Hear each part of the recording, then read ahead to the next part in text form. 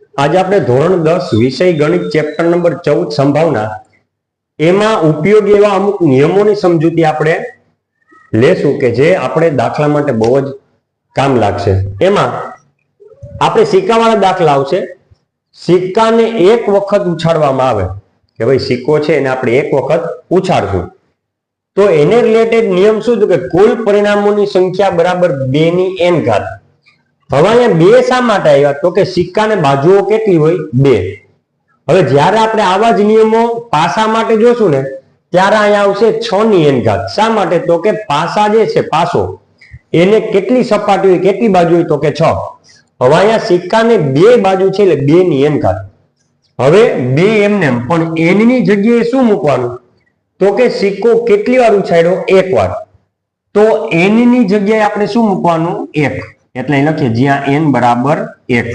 શા માટે એક જ વખત ઉછાળ્યો એટલે 2 ની 1 ઘાત એટલે 2 ઘાત સોરી 2 ની 1 ઘાત એટલે જવાબ આવશે 2। એટલે કુલ પરિણામો કેટલા તો કે 2।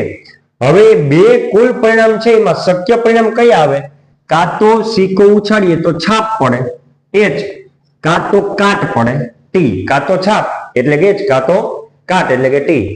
એટલા 2 આ જે 2 ની વાત કરીને આ 2 શક્ય પરિણામ આપણને મળે। બીજી વાત સિક્કાને 2 વખત ઉછાળવામાં આવે। સિક્કાને એક વખત અને 2 વખત ઉછાળવામાં આવે અથવા બીજી કઈ રીતે પૂછી શકાય 2 સિક્કાઓને એક વખત ઉછાળવામાં આવે તો પણ સેમ ટુ સેમ આ જ પરિસ્થિતિ આપણે લેવાની। 2 સિક્કા છે એટલે પહેલો સિક્કો ઉછાળ્યો અને બીજો સિક્કો ઉછાળ્યો ત્યારે શું કરવાનું તેથી કુલ પરિણામોની સંખ્યા બરાબર 2 ની n ઘાત। 2 હવે તમને ખબર છે સિક્કાની 2 બાજુઓ છે એટલે 2 એની n ઘાત એટલે 2 ની 2 ઘાત। 2 શા માટે લીધા n ની જગ્યાએ 2 તો કે સિક્કાને 2 વખત ઉછાળ્યો અથવા તો સિક્કાઓની સંખ્યા જ 2 છે 2 સિક્કાઓને એક વખત ઉછાળ્યા એટલે n બરાબર 2। હવે 2 ની 2 ઘાત એટલે 2 ગુણ્યા 2 એટલે 2 2 4। હવે 4 કયા શક્ય પરિણામો શક્ય પરિણામો એ પહેલા સિક્કામાં છાપ બીજા સિક્કામાં છાપ એટલે 2 સિક્કામાં છાપ પડે બની શકે આવું। પહેલા સિક્કામાં છાપ બીજા સિક્કામાં t પહેલા સિક્કામાં t બીજા સિક્કામાં h એટલે કાટ અને છાપ પહેલા અને બીજા બંને સિક્કામાં કાટ એટલે આપણે આની વાત કરી। અથવા તો જો આ રીતે વાત કરીએ સિક્કાને 2 વખત ઉછાળીએ તો બંને વખત શું પડે છાપ પડે। હવે સિક્કાને પહેલી વાર ઉછાળું તો છાપ બીજી વાર ઉછાળું તો કાટ સિક્કાને પહેલી વાર ઉછાળું તો કાટ બીજી વાર ઉછાળું તો છાપ સિક્કાને બંને વાર ઉછાળવામાં આવ્યો તો બંને વખત કાટ। એટલે કુલ પરિણામ અને શક્ય પરિણામ આ રીતે આપણે શોધવાના થશે અને પછી શું પૂછ્યું ને એ જવાબ તરીકે આપણે પછી લેવાનું થાય। હવે શું જોઈએ આપણે તો કે સિક્કાને 3 વખત ઉછાળવામાં આવે તો શું થાય તો જો સિક્કાને 3 વખત ઉછાળવામાં આવે અથવા 3 સિક્કાઓને એક વખત ઉછાળવામાં આવે આ બંને વખતે કન્ડિશન એક જ લેવાની। શું તેથી કુલ પરિણામોની સંખ્યા બરાબર 2 ની n ઘાત। 2 શા માટે તો કે સિક્કાની 2 બાજુ હોય n એટલે કે તમે કેટલી વાર ઉછાળો છો અથવા તો કેટલા સિક્કાઓનો ઉપયોગ કરો છો 2 એમને n ની જગ્યાએ 3 શા માટે 3 તેથી n જ્યાં n બરાબર 3 લીધા શા માટે તો કે એક સિક્કાને મેં 3 વાર ઉછાળ્યો અથવા તો 3 સિક્કાઓને એક વાર ઉછાળ્યા એટલે n બરાબર 3 એટલે 2 ની 3 ઘાત એટલે 2 ગુણ્યા 2 ગુણ્યા 2 એટલે 2 2 4 4 2 8 આપણને કુલ પરિણામોની સંખ્યા કેટલી મળશે 8।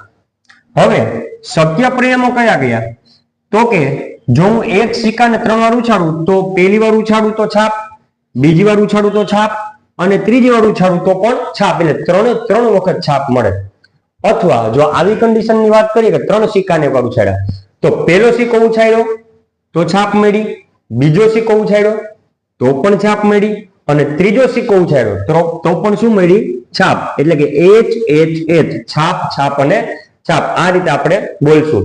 હવે જનરલ વાત કરીએ તો છાપ છાપ કાટ છાપ કાટ કાટ 3 વાર કાટ t t t 2 વખત કાટ અને 1 વખત છાપ 1 વખત છાપ અને 2 વખત સોરી 1 વખત કાટ અને 2 વખત છાપ। હવે પહેલી વાર કાટ બીજી વાર છાપ ત્રીજી વાર કાટ અથવા તો પહેલી વાર છાપ બીજી વાર કાટ અને ત્રીજી વાર છાપ આવું। હવે 8 ગોખવાના નથી જો તમે સિમ્પલ મેથડ સમજાવું પેલા 3 એ 3 એચ મૂકવાના, 3 એ 3 શું મૂકવાના? એચ. પછી 2 વાર એચ મૂકવાના અને 1 વાર એચ મૂકવાના. પછી જ્યાં ખાલી સ્થાન છે ને ત્યાં ટી મૂકી દો. ટી ટી ટી 3 યાદ રહી ગયા. હવે સેમ ટુ સેમ કાટની વાત કરો. 3 એ 3 કાટ મૂકો, પછી 2 કાટ મૂકો અને 1 કાટ મૂકો. હવે જ્યાં ખાલી સ્થાન છે ને ત્યાં છાપ મૂકી દો. એચ એચ એચ એચ એટલે 3 ને 3 6 યાદ રહી ગયા. એટલે 8 8 ગોખવાની વાત અહીં આવે જ નહીં.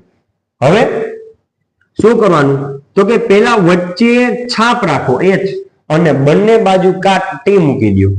ટી ટી અને સેમ પરિસ્થિતિ પાછી, વચ્ચે છાપ મૂકી દો ને વચ્ચે કાટ રાખો એટલે કે ટી રાખો અને બંને બાજુ એચ એટલે કે છાપ. થઈ ગયું? પેલા 3 વખત એચ, 2 વખત એચ, 1 વખત એચ, બાકી સ્થાનોમાં ટી. 3 વખત ટી, 2 વખત ટી, 1 વખત ટી, બાકીના સ્થાનમાં એચ.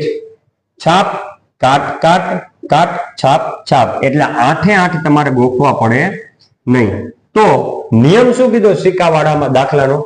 1 વખત ઉછળે, 2 વખત ઉછળે અને 3 વખત ઉછળે ત્યારે કુલ પરિણામોની સંખ્યા અને શક્ય પરિણામોની સંખ્યા આપણે આ રીતે લખવી પડે અને પછી તમને જે પૂછ્યું એ પ્રમાણે તમારે દાખલામાં ગણતરી કરી અને સંભાવનાનો દાખલો ગણવો પડે. તો સિક્કાવાળા દાખલાના નિયમો નો વિડીયો આપણે અહીં સુધી રાખશું.